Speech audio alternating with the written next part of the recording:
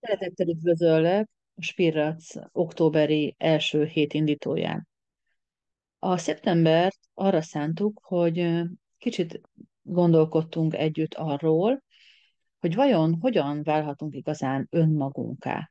Sok szó esett a kétféle énről, ami valójában egy, és hogy a magyar nyelv milyen bölcs, a mag szócskát használjuk, ugye visszaható név másként, hogy magam, és ezt a magot megtalálni egy hosszú út, és ennek az útnak vannak bizonyosféle szakaszai.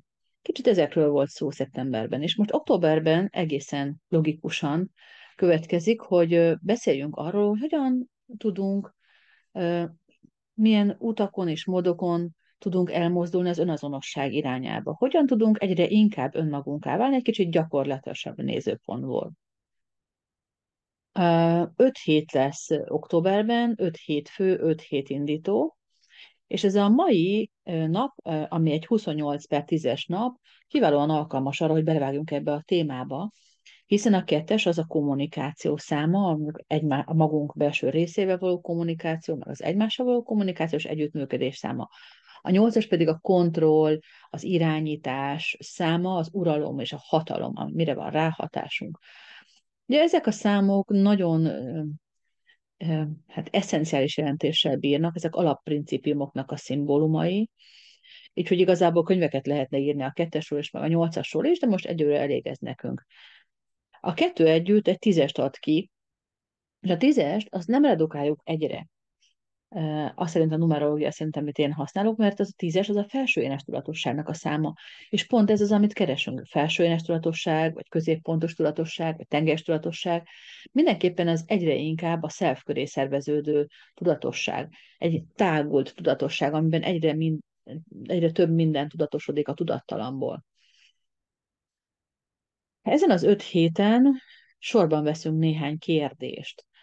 Ez az első, amit ma gondoltam kicsit körüljárni, az az, hogy miért nem vagyunk egyáltalán önazonosak. Mi miatt veszítjük el az önazonosságunkat. Vagy egyáltalán még megvan az önazonosságunk, amikor megszületünk. Hát én csak azt tudom elmondani nektek, amit én gondolok, amit én tapasztaltam, vagy amit én látok a munkám, vagy a saját belső munkám során. Ugye elméletileg, amennyire én tudom a spirituális paradigma szerint, mindannyiunknak van egy identitása, az Isten gyermeki mi voltunk. Valamilyennek vagyunk teremtve az Isten által. Persze, hogy ez hogy történik, arról sokat lehetne diskurálni, de nem is az a lényeg, hanem hogy van valamiféle egyediségünk eleve, mint szellemi létező. Mm, hiszen a szellem így próbálja magát megismerni. És aztán, amikor emberi formát öltünk, akkor kapunk egy testet, és kapunk egy lelket, ami ezt a szellemet ide tudja hozni a földre, és valamilyen módon megnyilvánul ez a szellemi önazonosságunk, vagy identitásunk. A, úgy tűnik azonban, hogy földi élet az egy kicsit másképp szerveződött egészen mostanáig, és abban reménykedem én, hogy lassan majd átalakul, ezért is dolgozom. Szóval, hogy földi életben azonban valami módon sok-sok ezer éve, hogy itt van az ember a Földön, harcra fókuszáltunk, a túlélésre. Arra, hogy ez a világ egy küzdelmes hely, és itt túl kell élni, és nagyon-nagyon úgy tűnik, hogy még mindig ez szerint működünk legtöbben, tisztelet a kivételnek, kisebb vagy nagyobb mértékben. Még akkor is, hogyha nem tudunk róla. Úgy tűnik, hogy számomra, hogy rengeteg konfliktusunk van mindenféle helyeken. A konfliktusunk van az valósággal, a dolgokkal, egymással, saját magunkkal, és mindenféle nagy eszmékkel is. Szóval még akkor is, ha ez nem tűnik fel, mert sokszor a belenyugvás vagy megbékélés jegyében ezeket megpróbáljuk szőnyeg alá söpörni. Minden esetre, amikor kicsi babák vagyunk, sőt, amikor még magzatok vagyunk, akkor nagyon sok esélyünk nincsen ebben a konfliktusos világban. Úgyhogy az legegyszerűbb, amit tehetünk az, hogy megpróbálunk alkalmazkodni. Ugye tudjuk azt, hogy a gyerekek szoktak néha hisztizni, és valaki meg is tud maradni ilyen hisztis üzemmódban, de legtöbben, főleg egyébként a lányok, feladják a hisztis üzemmódot, az akarnokságot, hiszen egyszerűbb alkalmazkodni, egyszerűbb betörni, megtörni. És ilyenkor vesztjük el az önazonosságunkat szépen fokozatosan, nem egyszerre, csak szépen, szépen lassan. Ahhoz, hogy minél önazonosabb maradhasson egy ember, az kell, hogy az édesanyjával kialakuljon egy normális kötődés.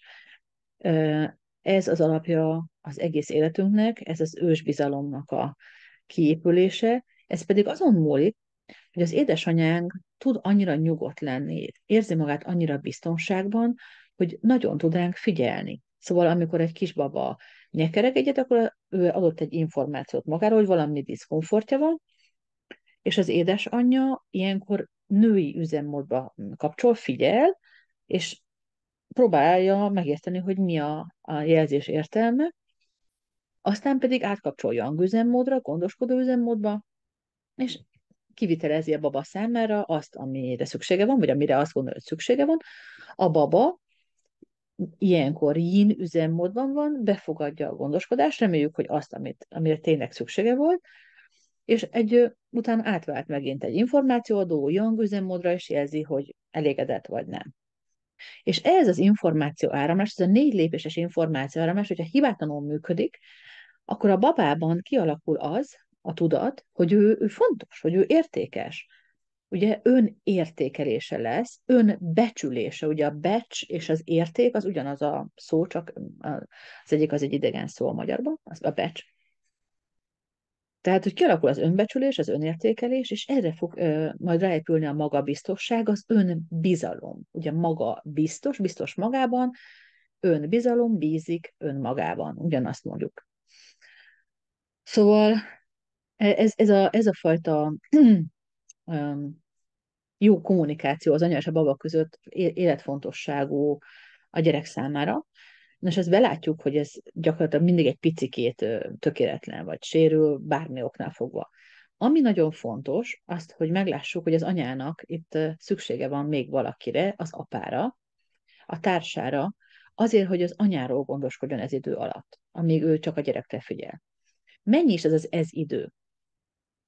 Hát fogalmam sincs, hogy ezt hol olvastam, de nagyon megragadta a figyelmemet, hogy mi ugye 9 hónapig vagyunk az anyukánk pocakjában optimális esetben, és még 9 hónapot kellene bent lennünk ahhoz, hogy egy olyasmi formában jöjjünk a világra, mint mondjuk egy kis csikó, hogy nagyjából úgy azért föláll, és akkor legelészik, és valamit ottan meg tud csinálni, amikor föláll, vagy legalább nem is legelészik, ezt nem tudom, de legalább szóval valamennyire önjáró.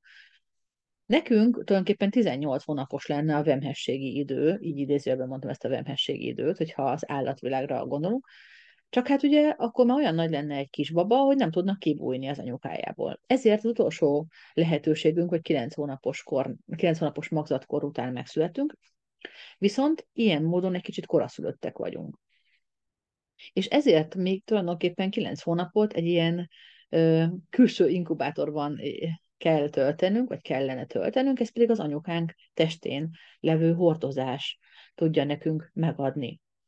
Szóval akit hordoztak, annak szerencséje volt, hogy aki hordozta a gyerekét, az nagyon-nagyon sokat tudott adni, és akit meg nem, azt meg be lehet pótolni. Szóval semmi baj nincsen, csak tudni érdemes, hogy egy kisbabáknak, én ezt a munkámban naponta nagyon sokszor látom, tulajdonképpen nagyon szüksége van arra, hogy az anyukája a karjában tartsa és cipelje. De ehhez az kell, hogy az anyuka meg tudja ezt tenni, vagyis hogy ne kell dolgoznia menni, ne kell azon aggódni, hogy ő honnan fog enni, kapni, hogy ő miből fizetik ki a villanyszámlát. És tulajdonképpen ez az alapja az emberi családnak, hogy erre az időre szükség van az anyának is egy védelemre, amit az apa tud biztosítani. Nem nehéz belátni, hogy ez az ideális történet. Egyébként egy kicsit korábban kezdődik, még az akkor, amikor a szüleink készülnek arra, hogy mi megfogadjunk. A Recall Healing szerint nagyjából a magzatkori 9 hónap előtti 9 hónap még nagyon-nagyon fontos, hogy zajlott a szüleink életében, mert nekünk az lesz majd a normális üzemmódunk, És akkor így a születésünk előtti 9 plusz 9 hónap, az 18 hónap, meg még 12 az első életkorunkig, első életévünkig, első születésnapunkig, bocsánat. Mm. Az 30 hónap, ami tulajdonképpen meghatározza, hogy mi a számunkra a normális. Mi az, amit ismerünk, mi az, ami biztonságos, mi az, ami számunkra egyszerűen túlélhető, ismerős közeg. Nagyon fontos, hogy ezt komfortzónának szeretik nevezni, ez nem szükségszerűen komfortos sajnos. Jó, tehát ez a komfort olyan értelemben csak, hogy ismerős, hogy biztonságos. Ez nem jelenti azt, hogy ez kényelmes, hogy ez jó, hogy ez tovább viendő. Csak ez az, amit megismerünk. Na most ezen el kell gondolkodnunk, hogy mi történt velünk ebben az időben, mi történt a szüleinkkel, és attól tartok sajnos, hogy az optimálistól leginkább távol van az a történet, amivel mi rendelkezünk, a saját szempontunkból. Ez nagyon fontos gondolat, hogy nekünk hogyan lett volna jó. Nagyon-nagyon jó hír, hogy semmi baj nincsen, hogyha bármi is félre sikerült, akkor még mindent ki lehet javítani, mindent meg lehet javítani. Mindenesetre, tehát mire megszületünk, az már nem egy tiszta lap, már addigra történnek dolgok, amik valahogy nyomot hagynak bennünk, és aztán a születésünk után is történnek dolgok, amik nyomot hagynak bennünk. Van, aki szerint ez a 30 hónap a döntő, van, aki azt mondja, hogy 6 éves korig dől el minden. Mindenesetre 6 éves kornál tovább már nem nagyon van jelentősége annak, hogy mi történt velünk, ez nem teljesen igaz, most sarkítok. De a nagyja a személyiségünknek kialakul addigra, úgy kisiskolás korunkra, hogy hogy fog kinézni az életünk. Erich Bern ezt sorskönyvnek nevezi, és azt mondja még Szalézi Szent Ferenc is, hogy adjatok egy gyereket nekem, 6 éves koráig, és utána visszaadom a kész felnőttet. Szóval, amit itt ki akarok hozni ebből az egészből, az az, hogy bármilyen nagyon nagy szeretettel is vártak bennünket a szüleink, és tudom, hogy sokaknak ez nem adatott meg. Szóval akkor is mindenhol gigszer csúszik ezekbe a kommunikációs ciklusokba. És így a baba elbizonytalanodik, hogy akkor ő talán mégsem oké. Alapvetően a normális szocializáció során a nem okéság tudata rögzül egy gyerekben, de azért, hogy mégis őt elfogadják, szereti szívesen feladja magát, az azt jelenti, hogy megfelel. Inkább teljesíti, amit kérnek tőle. Nem biztos, hogy szavakkal kérik, csak elvárják, vagy ott van a családi normák között, hogy nálunk ez így szokás. És a gyerek nem tudatosan adja fel magát, csak egyszerűen kvázi a békesség kedvéért. Ez nagyon nem összekeverendő a szeretettel. Nagyon nem. A családállításban beszélnek ilyesmiről, de én ezzel őszintén szóval nem értek egyet. Itt egyszerűen csak arról van szó, hogy szeretnénk a család tagja maradni, és ott van egy ősi rettegés bennünk, ami nem tudatos szinten van természetesen, hogy kizárnak a közösségből, kizárnak a családunkból bennünket, hogyha nem olyanok vagyunk, amilyennek ők szeretnének, és az egyenlő a halállal. Úgyhogy valójában szépen apránként feladjuk azt, hogy nekünk hogy lenne jó, meg hogy mi mit akarunk, és aztán felveszünk mindenféle állarcokat és maszkokat magunkra, és jó kislányok leszünk, meg jó kisfiúk. Amivel nincs is nagyon nagy baj, az egy élet közepéig lehet így élni, de aztán utána már ideje ezeket a maszkokat és állarcokat lehámozni saját magunkról, és szépen megkeresni, hogy kilapulott a maszkok és az állarcok mögött. Tulajdonképpen a következő videókban erről fogok beszélni, hogy hogyan veszünk fel olyan maszkokat és állarcokat, amik elidegenítenek bennünket saját magunktól, hogy ezek hogy mitől keletkeznek, hogy hogyan kerülnek ránk, és aztán szépen fokozatosan elkezdünk arról beszélgetni, hogy tudjuk ezeket fölismerni. Nem olyan könnyű mindig, pont amiatt, hogy nagyon jó kislányok és kisfiúk vagyunk, és hogyha már fölismertük, akkor hogyan lehet ezeket leszedegetni magunkról. Szóval ennek a témának a jegyében fog telni az október, ami a 10. számú hónap, ellenben a 8-as a számjelentése, úgyhogy megint ott vagyunk a mai nap minőségénél, hogy 28/10.